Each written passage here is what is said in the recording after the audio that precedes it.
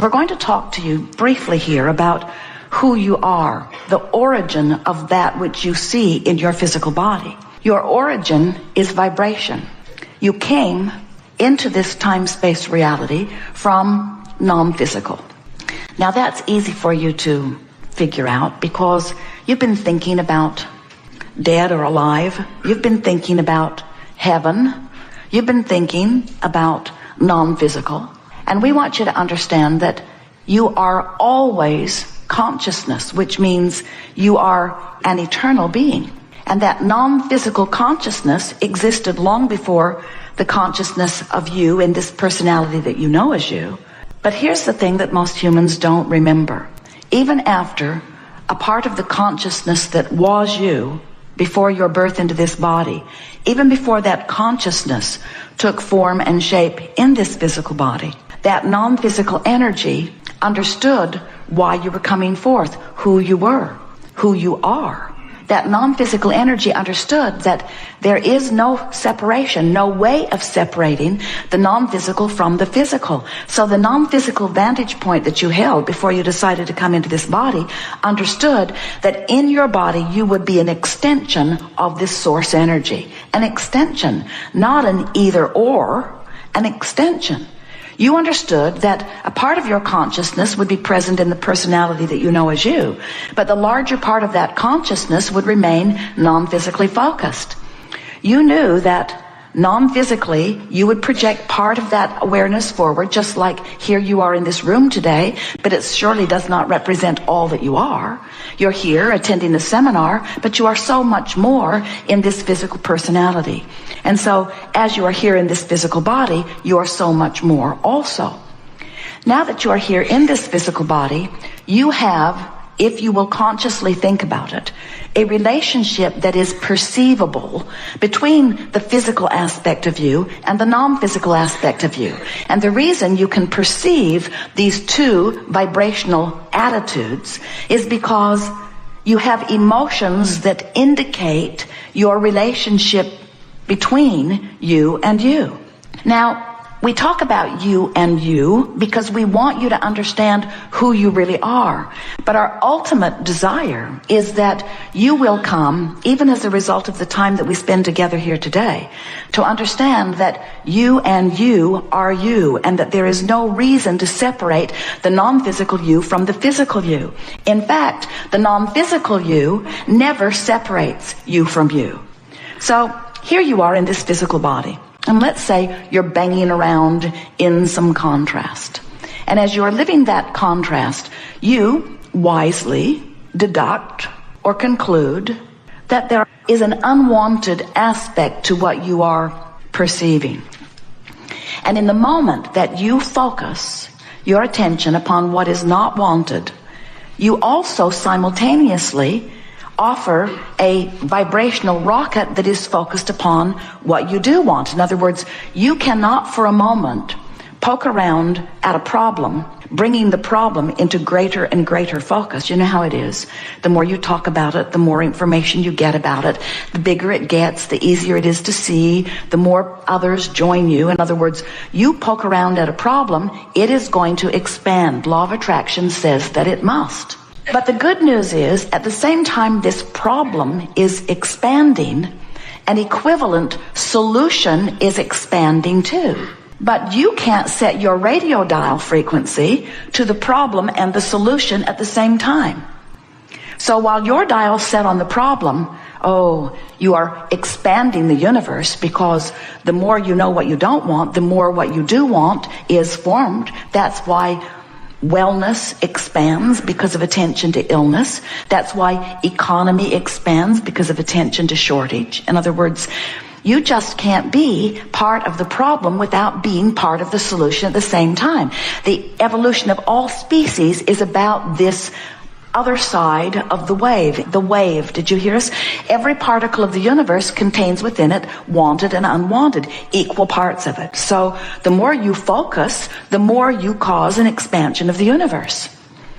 Now, the important thing for you to understand is that when you're focused upon the problem, and of course you are not always focused upon the problem, but let's say you're doing it now, as you're focused upon the problem and the solution is becoming. The non-physical part of you is standing there with the solution. And we are saying that that solution that is now known by the larger part of you is inside this vortex where well-being is gathered, where wanting is gathered, where expansion is understood. So what we're saying to you in a little different words than you've heard us offer to you before is that while you sift through the details of your time-space reality, you cause an expansion of the universe. And the non-physical part of you takes the expansion that you've carved out and holds it steady as the bouncing off place for new ones coming in, and as a sort of guiding light for you to tune your signal to. And the way you tune your signal to it is by feeling for it. So, for example, let's say that you don't have enough money, your bills are piling up, you're really feeling worried, which is your emotional indicator that you're focused differently than the source within you is focused. But let's say, and it is perfectly logical, you're experiencing a financial shortage and you are worried. So that's how you're standing in your physical body. Well, every time you focus upon this shortage, this problem of shortage, you are creating an equivalent solution. And your inner being is holding steady to the vibration of the solution. If we were talking about physical well-being, when your physical body is sick, you create a vibrational wellness that is more than was there before you got sick. In the same way that when you are experiencing exaggerated shortage, you're creating a vibrational equivalent of abundance that is more than it was before you experienced your shortage. So the problem actually, which as it came into focus, actually caused you to bring into focus an equivalent solution to which you do not have access while you are still worried. Your worry, in fact, is your emotional indicator that lets you know you are doing the problem part of the equation while the source within you is doing the solution part of the equation, but you, in your physical form, cannot have access to the solution as long as the problem is what is most active in your vibration. So many people say, well, then show me the money. Inner being, smarty pants that you are, standing over there with all of my abundance, fork it over. Give me the abundance, and when I see it, I will feel better. And we say, of course you would feel better if you could see the solution to your problem, but you have to find the solution to your problem vibrationally before it can manifest. You have to withdraw your attention from the problem before the solution can come into view. So you have something to think about all day, every day. Esther has really been pondering this recently. How much attention to the problem does this particular creative experience deserve? Because there is a tipping point. In other words, of course, poking around on the problem, living life, you came to do that. You came to expand the universe by knowing what you don't want and knowing what you do want. But there is a time, and all of you have to decide when it is for you, that you're willing to say, all right, I've poked around at this problem significantly enough to create a really good solution. Now I think I'll tune myself to the solution rather than to the problem. And the answer to when that is simply this. How much discomfort am I willing to endure before I let go of the problem and let the solution show itself to me? Really, that's the only thing that makes the difference. Now, of course, most people, Esther included, who is standing in the attitude of poking around at the problem, immediately feels the discord of being a vibrational match to the problem rather than to the solution. And then something interesting kicks in for most of you.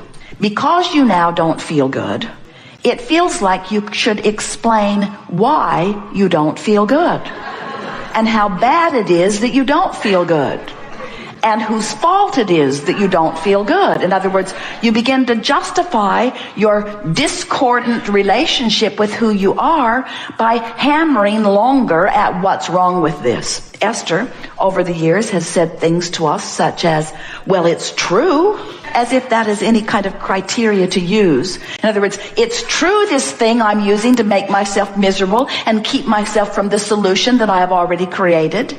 And we say no one is questioning the truth of these things because you can't focus upon anything for very long without making it true. That's a terrible criteria. It's true. It's true, and so I focus on it. We say, cancer's true. Do you want some? Plundering, rapes, murder, all true. You want some of that? If you focus upon those things just because they are true, you open yourself to all kinds of things unwanted as well as wanted. We think a different criteria is in order. So rather than saying it's true, why not ask yourself, how does it feel? How does it feel? Because sometimes you can poke around on what you consider to be a problem and it feels interesting. And we want to say to you, we've never said it to you before, that if you are poking in the direction of what feels like a problem and it feels interesting, you're still in the vortex. In other words, if it still feels interesting, you are not separating yourself from who you are. You're working the contrast in a productive way from inside the vortex, because in every particle of the universe, even where we stand in non-physical, there is wanted and unwanted. The difference between where we stand is that the differentiation between our wanted and our unwanted is so slight you could not from your physical platform even perceive it. So really, what we're wanting you to sort of come to an awareness of today, in the time that we are together, is how much grief am I willing to endure for the sake of expansion? And if we were standing in your physical shoes, we would say none. Because you don't have to separate yourself from who you really are and what you want so long that you deprive yourself of the energy of alignment for so long that you are in grief or fear or despair. That's way, way, way overkill for what you intended when you decided to come forth and be a creator in this physical body. Are you understanding what we're getting at? Some of you have been listening to us for a while, and we want to say to you that we think that you have done enough poking around in the contrast of your life experience to keep yourself happily busy in the manifestation for 20 or 30 lifetimes. We really do not think that you really owe anything to anybody and that you need to torture yourself into expansion. But we also want to say to you that we are not ready to state, nor will we ever be ready to state, that negative emotion is a bad thing, because it isn't. Negative emotion is your guidance system that lets you know that you are in this moment deviating from what? Deviating from the source? Yeah. Deviating from what you want? Yeah. Deviating from the solution while you cling to the problem? Yes.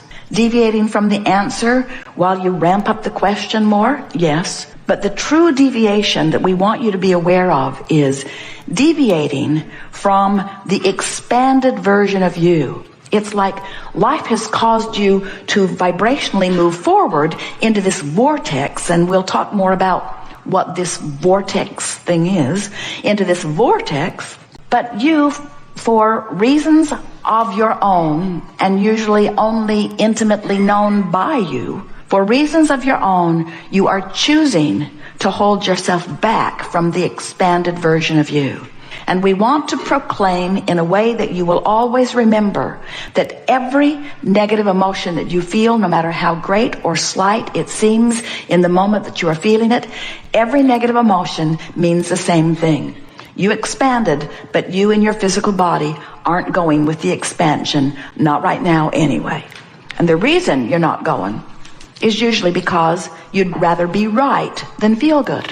Because you've been sifting through all of the details of life, you've come to the conclusions of what you think's appropriate, and so you're standing in defiance of who you are as you proclaim the rightness of your malice against this unwanted stuff.